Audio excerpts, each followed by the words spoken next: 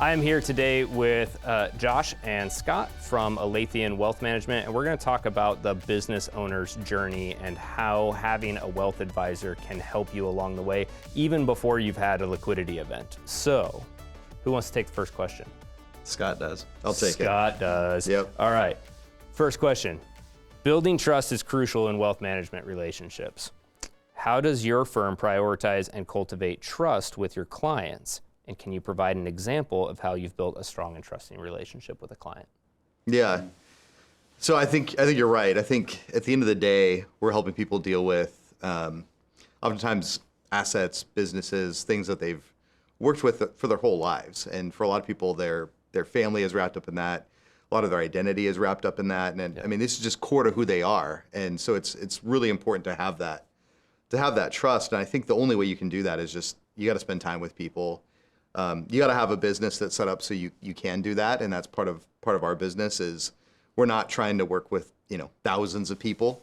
We're trying to work with the select right people, and so that gives us the luxury of being able to spend the time with people to really get to know them and to build trust. And that looks different for different people, right? For some people, that's some people build trust very quickly, and so you can have some meetings that get to that, and other people, it's a longer process. And so I think about one client in particular that owns a very successful business that is very busy, CEO of a company that's probably, worth several $100 million, also has a large family, so very invested in that. And, but wanted to start doing work with this individual and his family and the business. And so really needed to spend time getting to know this individual better and his wife. And so, the easiest way was just to go down to where they live and spend time, and they were very gracious and hosted me. And so we actually did one of our early on meetings to do some planning after they have a lot of kids. So after their kids went to bed, we met from like 8:30 p.m. to like 11:30 p.m. Mm-hmm. And I think just being there, that built trust. And that looks different for different people, but it's those sort of things. And I think it's the fact that when people know that you care, then they'll start to care about how much you know. But if you can't express that to them and give them the gift of time and the investment of time, then I don't think they're going to know it, or it's going to take longer to get there. I would add, trust is built on honesty, and it's really important that we're honest with our families. So Aletheian actually is the Greek word for truth and transparency. So there's a nice meaning of it where we're not actors. We don't put on a mask and tell people things that aren't true. So the greatest value that a family can unlock in working with advisors that can guide them through complexity to these great results that are really valuable for their legacy, for avoiding taxation, people, causes that they really care about, whether it's family or it's charity, some mission that really aligns with who they are and what their vision is the ability to be honest with them. Mm-hmm. And if they give us that permission, then we can serve them. We're never confused about, do we work for a family? But these trusted relationships, they do become partnerships. And we do consider many of our clients friends as we serve them and work for them. I just want to add this anecdotally. It's not in our list of questions, but you were telling me a story. So we have a client in common, right? And we work together for that client. But one time you were telling me a story about being on a Teams meeting with a CPA firm, and that CPA firm accidentally forgot. We won't say the name. I'm not going to say the name. Accidentally forgot that you guys were on the call and admitted that their interest was in getting that client to their wealth management arm. And what I respect so much about you guys is that focus on what is in the client's best interest, because that example right there, that's not in the client's best interest, that's in their firm's best interest. Mm-hmm. And so the fact that you guys work so well strategically with partners like us, I think really adds a lot of value to the client, because you are thinking about their best interest. Mm-hmm. Yeah, no, thank you. We want our business model to be as pure as it can be. We're business owners. We know how hard it is to start a business, how to run a business. It's always there. And at the end of the day, it's our name, it's our legacy too. And so for us, always doing the right thing, we have a fiduciary responsibility to put the client's interests ahead of our own. And we take that very seriously. So anything we tell our families, we want them to know it's because we believe this is best for you. It's not so that we can get paid more if you invest this way versus that way, or if we introduce an accountant or an attorney or someone that may help you decide to run your business slightly differently, or help you transition it to your children, or help you sell your business, or whatever the right lane is that that family could really benefit from. We're not doing any fee sharing. We don't pay. We don't receive any compensation. The only fee we receive is what our clients directly pay us, so that they can know we're being honest with you. And that goes back to trying to build trust in every way that we could possibly build trust. Yeah, love it. So Josh, you get the second question. You guys have a unique approach to working with business owner families. Can you elaborate on your approach and how it differs from traditional wealth management services? Well, yeah, thanks. I think it touches back on what Scott was sharing about really knowing people. So we want to know our families. We want to know the matriarch and the patriarch. We want to know their extended family, their children, up and down the generations. So we're looking at who is this family? What are their goals? What are their values? So if we can know them, then our model is great because we're designed not just to look at, hey, give us your investable assets, right? Sell your business, of course. Sell your business and give us all the money. We'll manage all the money and get as much fee as we can get out of that for our benefit. And that's very unfortunately common in when you think of wealth management or a financial advisor, because that's what they're able to deliver is wealth management on assets that they can invest for a family. But the greatest value often comes from the bigger picture. So again, knowing the family and what they want to achieve, and knowing the people, but also looking over time at their goals, looking in the context of the entire picture. So the whole financial picture, real estate, closely held business. They could have other businesses or other types of private investments that they're really, maybe they have a farm. Maybe our clients have all kinds of things. They have collectible vehicles. They have all kinds of assets that are really important on their balance sheet. And doing planning to help a family avoid taxation, to be able to protect their assets and to transfer them ultimately where they want them to be, whether it's family, whether it's charity, in the right moments to maximize what's available to them and the impact they can have for themselves, for their family, and for the good of other people. So that'd be a little bit of our thought process there. I'm going to have Scott add on to the end because I didn't ask the last part of that question, which is how do you address the complexities and unique goals that business owner families often have? And Josh touched on it a little bit, but what would you add to that? I think it's, there's layers to it, but I think at the first layer, it's spending a lot of time getting to know the client and helping to figure out what those are, what the complexities are.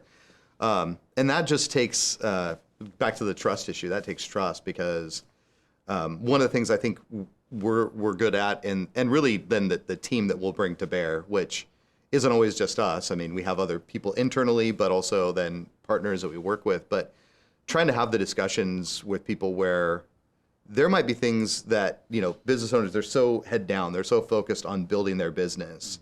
And then also on the other things they care about their family, but all the things they have to deal with, that they don't even know what to be asking help with. But by having the ongoing conversations, by having trust, you start to get in there and you can ask questions that things will just come up. They'll uncover things for you that then you can figure that out. So for every family, it's different as far as what the complexities are. But once you uncover them, then it's having the humility to say, well, we're not the experts to deal with that, but here is the right person to hire, and we'll go help you figure that out. And I see that as a value add. And then also just making sure that they have identified, because sometimes this is part of it as well, is that they may not even know everything that they need to know. Like I think of a client that we worked with recently who, we don't make any judgments about whether or not people are charitable. It's a tool, and for a lot of people, it's a passion. But for some people, they may not have even thought about being charitable because they're just trying to secure their own future. They're just taking care of their family. They've got people they're taking care of, and they don't realize that, actually, no, their business is now worth $100 million. And by doing the right things, pre-sale or around the sale of it, they could actually save significantly on taxes and be charitable. And so for some people, that sort of complexity of how do you do that, once it was kind of solved and put forward for them, they actually found that they really enjoyed the idea of being charitable. They just hadn't thought about it before. But especially when they saw the benefit to it and the tax savings, then it became this motivation. And now I think they're actually enjoying the fact that they get to do this part, which I don't think it was something it's not that they didn't want to do it. It just wasn't on their radar. But by having those discussions, that's a level of complexity that you can get into with folks and really is a value add, because then they really start to enjoy the process of being charitable and thinking about it. Yeah. So Scott, I'm going to go to you again. Obviously, we went over the meaning of the name. Honesty is a core value at the firm. So how do you, how does that play into sometimes delivering difficult news? Well, I think for us, it takes the difficulty out of it, because there's never a question about what to do, right? And sometimes that's the hardest thing, whether that's in life or that's in business, is you can identify the right thing to do and what is the truth, but it's going to be painful to do. But when you're on the side of the truth and you stand for the truth and you're just willing to always deliver that, good, bad, or ugly, at least you know what you have to do. Now you have to do it, which then becomes the hard part but at least you eliminate the question of, do we spin this? Do we slide this? Like, how do we cover this? Like, how do we deal with it? It's like, no, if this is truth, and right, and that's a big word, right? If, but once we've identified something as true, well, now we know we need to communicate it to people, and then you deal with the consequences of it, right? But also a lot of times by dealing with the truth, so you go to the client and you don't just say, okay, here's the bad thing that happened, or here's what's going on, or here's why this is really negative. But when you can honestly come to them and say, hey, here's the truth, and we understand you don't like that, we don't like it, and here's the ways we're going to mitigate that. Here's how we're going to help you through it. Here's the next step. Because once something's happened, it's happened. But what do you do from that point on? And so if you, by just being truthful with people and then bringing solutions to it, you've furthered that trust, and now they're not alone in it. You're not just handing them something really bad and walking away, but you're telling them, and you're already being proactive with, and here's the things you need to be doing going forward, and here's how we'll help you do it. Right. And so that's, like, I always like to tell this is something I like to say is, I don't ever like to just tell a client no. Now, there's sometimes people ask me to do stuff or we can't do it, and I have to say no, but I always want to say no, but here's what I think you're trying to get at, and here's a way that we can actually do it. And so it's not just a flat no, it's a no, and then here's what we're going to do instead. Right. Josh, can you think of any examples of what we just talked about where you had to deliver potentially negative news to a client, and how did you guys approach that conversation with them? Yeah, sometimes it centers around a family will come to us and they'll bemoan missed opportunities in the past. So we often will hear, I wish I would have started this process sooner, of thinking big picture, of not just working in my business, but really working on my business or improving my business or making it worth more before I transition it for sale in the open market, or maybe a strategic comes to me. And I wasn't really expecting that, but they're offering a number or multiple that's higher than the market would normally. So I want to take advantage of that. Well, when that moment comes, if you've already been thinking about and intentionally pursuing as a married couple, as a father, as a mother, or a grandparent, or with causes that you care about, strategically you can, and Scott, we like the term, Scott was talking about taxation being a really important element of our work. So charity can actually be a tax multiplier. And so sometimes we don't know how much we could actually give because we don't know how much we need, or we don't have the certainty of outcome yet being through a transaction. So the idea that the earlier someone starts, the benefits often are exponentially increased. And so we can help families save millions, tens of millions, in a few cases, hundreds of millions of dollars in taxation for the benefit of their family or others. And so just starting early, often when they haven't, will sometimes be introduced last minute. And there's certain things maybe you could have done earlier. And so part of the theme of these comments is earlier is better. It's much more meaningful in different levels. The results can be better, but there's often that feeling of loss of, oh, I could have done this, I should have done that.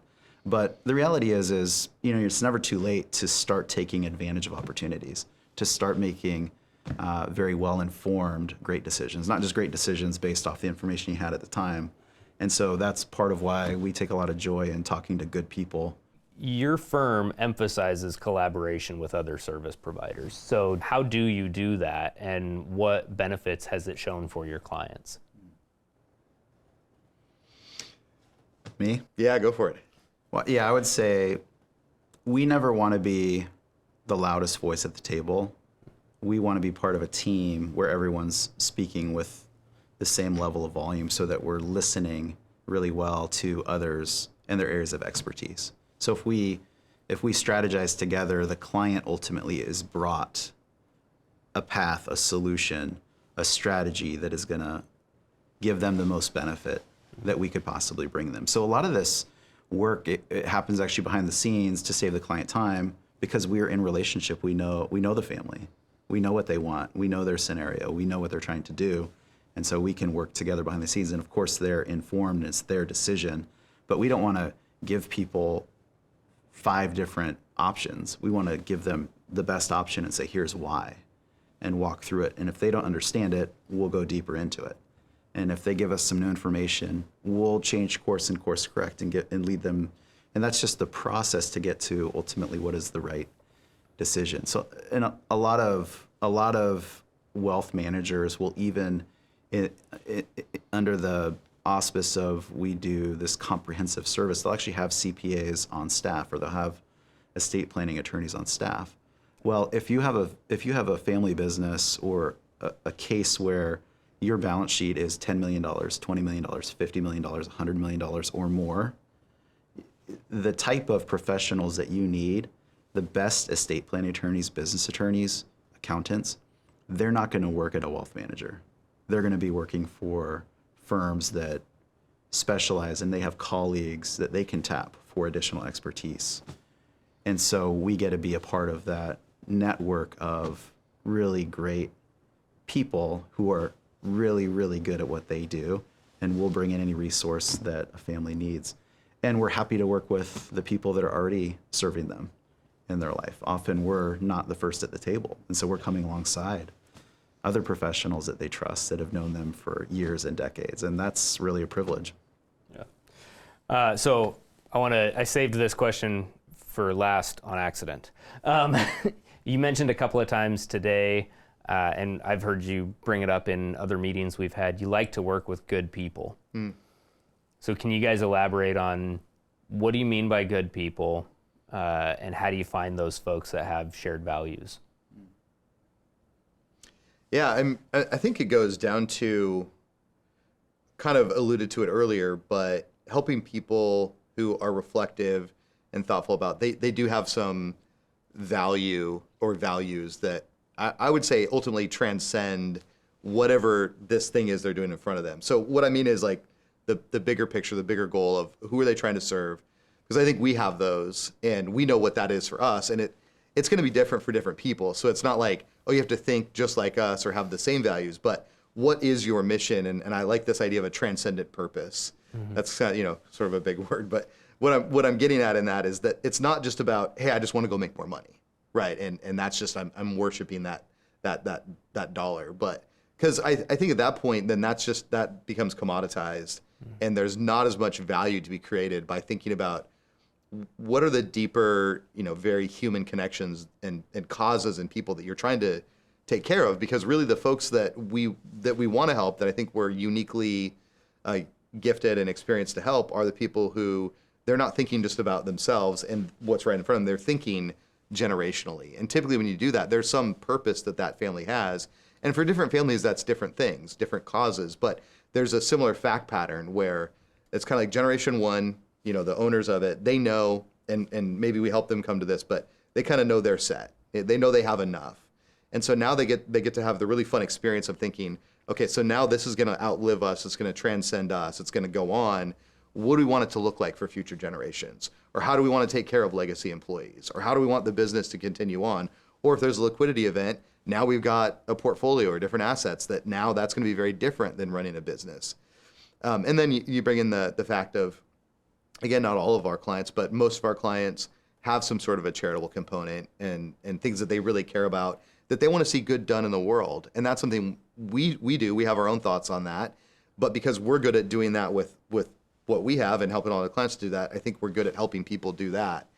And so I think that's a long answer, but I think that's what it means for me to find good people, is people who have a deeper sense of value about what they're doing and what they're trying to achieve. And if they have that, then we have at least that in common.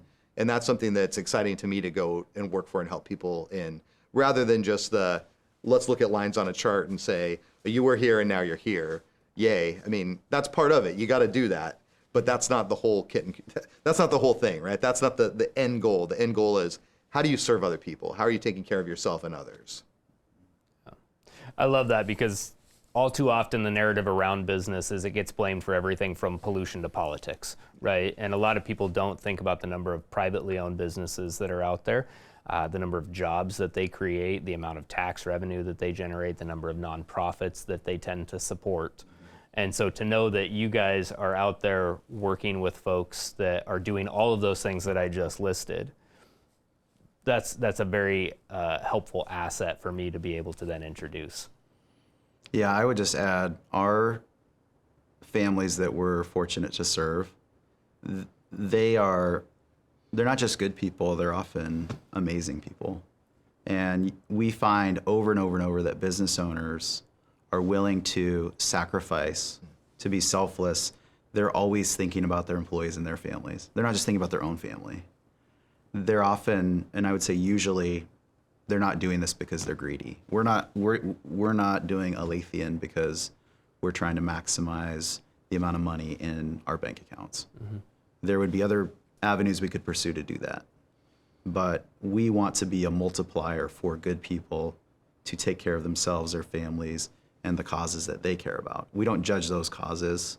That's up to them to decide. We help them do what's in their heart to do and to really maximize that impact. But business owners are typically amazing human beings who are sacrificing every day for the benefit of others in their life, and they feel that every day. Often even when they start to think about transitioning their business, they're thinking about kids, grandkids, but they're thinking about key employees. They're thinking about their loyal employees who maybe wouldn't typically be defined as key because they're not the highest ranking, but they've been there and they want to reward them. And we've seen some incredible stories play out of how they really ultimately invest in and help care for these families, that they feel responsibility for it. And so we're right there with them. We totally understand that. And we really admire our clients.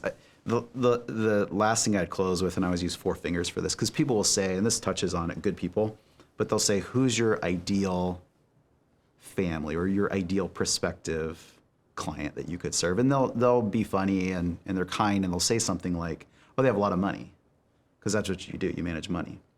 And it's like, yeah, I mean, sometimes that's part of it. But ultimately, we always start with, it's really good people. So they are good people at heart. They want to do good in this world. And they have a lot of complexity. So often the complexity is a large balance sheet. But it could be what they want to do for other people. Could be a lot of things that add to that complexity that we can add a lot of value for in excess of our fee. So our clients do pay us. We are not a nonprofit. We're very transparent about how we earn money. It's only what our clients pay us. So really good people, a lot of complexity that we can add a lot of value for. And the last one is in a long-term relationship. So we want to know and walk through life with our families for a long time. So we're more interested in the long term than we are the short term. And if you're always truthful and honest with a family and you're listening, in the long run, it's going to be great for us. But ultimately, we know as we do that, we're going to be doing the right thing, and we're going to feel great about ourselves and in our relationships, and we never have to look over our shoulder. So an example would be taxation. It really matters. We move the needle for families, tax planning. often more so than even on the investment side. So we can do risk management, we can do all these things that we focus on, but taxes really, really matter. And they're increasingly mattering more and more and more. Look at this excise tax, right? Is it an income tax that somehow it was upheld as constitutional? And it's real now. And this 7% is real. And so if you're in Washington State and there's things you can do like allocate a sale to real estate, for example, to mitigate some of that. So there's strategy around how do you minimize taxation, but there's a wealth tax that's on the table now in Washington. Taxes are going to continue to be an evolving and changing landscape. And so other domiciles or what strategies can we do? And so we're good at that, but we will help families delay or avoid paying taxes, but we will never help them evade, because the first two are legal. Delay tax, avoid tax. We want to help you do that all day, but evade tax, that's illegal.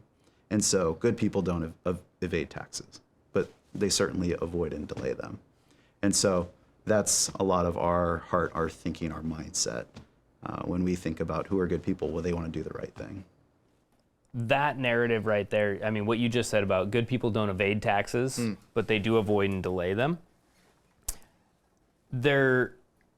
I think there's a mindset culturally that is bad, the avoiding and the delaying of taxes.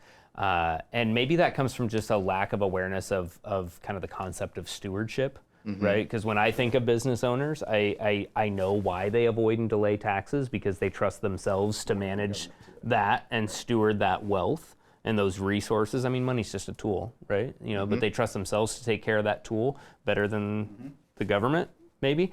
So what would you say to those people that think that avoiding or delaying the taxes is a bad thing, right? Or the other kind of key question that I had is, you run into a lot of folks that are maybe like 3 generations in, and they're like, well, grandpa told me to never let anybody touch my money, right? And kind of that old school mentality of not having a partner and kind of keeping money, playing money close to the vest, right? So those two things, avoiding and delaying taxes is not bad, and the people that are not ready to work with you or have a misconception of what working with a wealth manager is. How would you guys tackle those two things?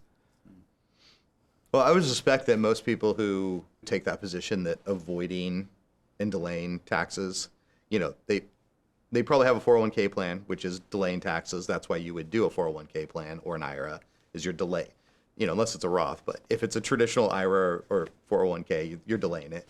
And they would also probably take their mortgage interest deduction, which is very common, write-off, So, and in that case, they're just straight out avoiding a tax because they're, taking a deduction. So I would say that probably they're not against the concept in general. Maybe they're just against certain people doing it. And, I would just say that, other than just the hypocrisy of that sort of statement, maybe some people are comfortable with that. I would just say, I think they have a different perspective on what's a good use of money, and you alluded to it, of stewardship. Of, typically I would say that when people get to make their own decisions with their own money, they're going to allocate it in a way that is more efficient and does more good in the world than if it's run through typically a bureaucracy of how most governments work. So, but you're going to find people on different sides of that, and that's just sort of I think that's an ongoing debate that we're going to have. But I guess I would just say I think most people given the opportunity are going to do exactly what business owners are doing and what we're helping people to do.